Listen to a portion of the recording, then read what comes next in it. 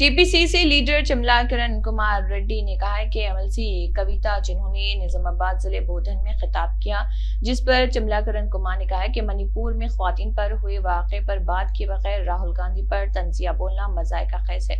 ये कहते हुए कि वो शराब के ज़रिए असर अपनी आंखों को नहीं देख सकते। बीआरएस हुकूमत को अक़लियतों के बारे में बात करने का कोई हक नहीं।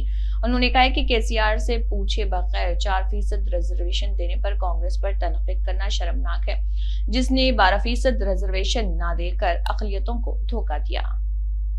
కవిత గారు నిన్న మీరు బోధనలో మాట్లాడుతూ భారత్ జోడో యాత్ర అనే దాని మీద మీరేదో అక్కడ మైనార్టీ సోదరులు సోదరిమణులతో మాట్లాడుతూ భారత్ జోడో యాత్ర రాహుల్ గాంధీ గారి గురించి వ్యంగ్యంగా మాట్లాడుతూ రాహుల్ గాంధీ గారు చిత్తశుద్ధి లేనివారని, 60 ఏళ్ల పరిపాలనలో కాంగ్రెస్ ఏం చేసింది, 60 ఏళ్ల పరిపాలనలో పేదరికాన్ని పెంచిందే తప్ప గరీబీ హటావా అన్నారు తప్ప, గరీబీని పెంచింది అంటే పేదరికాన్ని పెంచింది మొత్తం తుడిచిపెట్టుకుపోయే విధంగా పరిపాలన అందించలేదని చెప్పి కవిత గారు మాట్లాడారు.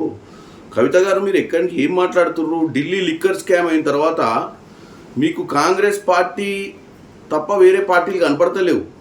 మణిపూర్లో జరిగినటువంటి సంఘటనలు కూడా మీకు గుర్తుకు రావట్లేవు. ఎందుకంటే మీకు బీజేపీ మీకు చేసినటువంటి ఏదైతే ఫేవర్, మీరు లిక్కర్ స్కామ్లో ప్రధాన నిందితులుగా ఉండి కూడా మిమ్మల్ని అరెస్ట్ చేయకపోవడం వల్ల మీరు ఇక్కడ కూర్చొని మైనార్టీ సోదరులకు బీజేపీకి ఓటేయరు కాబట్టి ఆ ఓట్లని మీరు మలుచుకోవాలని అబద్ధాలు మాట్లాడుతూ, అదేవిధంగా కాంగ్రెస్కి ఓటు వేస్తారేమోనన్న భయంతో వాళ్ళను మీరు తప్పుదో పట్టించే ప్రయత్నం చేస్తుర్రు.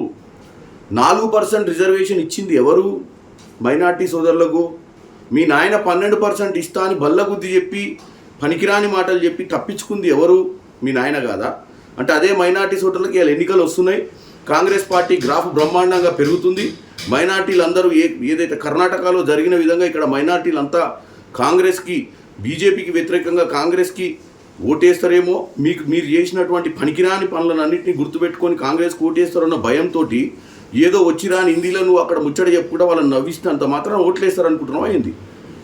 మీరు రాహుల్ గాంధీ పదే పదే పార్లమెంట్లో ప్రజాస్వామ్యం దెబ్బతింటుంది అని మాట్లాడుతుంటే తింటలేదా దెబ్బ? మీకు కనపడతలేదా మణిపూర్లో జరిగినటువంటి సంఘటనలు, అక్కడ మహిళలతో ఏం జరిగిందో? ఇంకా మీరు ఎవరికి ఏం ముచ్చట చెప్దామనుకుంటారు కవిత గారు? ముఖ్యంగా ఈ మధ్యకాలంలో కేటీఆర్ గారు, హరీష్ రావు గారు, కేసీఆర్ గారు, కవిత గారు, ఈ నలుగురు రోడ్లో మీదకి ఎక్కి ఈ సర్వే రిపోర్ట్ చూసి మతి భ్రమించి నిద్ర పట్టక ఏదో మాట్లాడాలని ప్రయత్నం చేస్తున్నారు. కానీ ప్రజలు మిమ్మల్ని గమనిస్తారు.